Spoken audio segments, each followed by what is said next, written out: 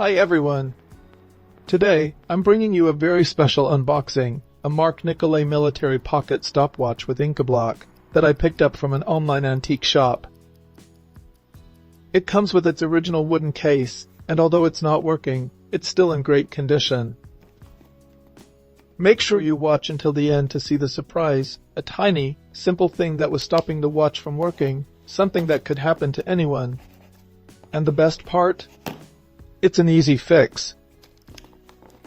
I'd love to hear from you. Comment below and tell me what you think about the watch and its case.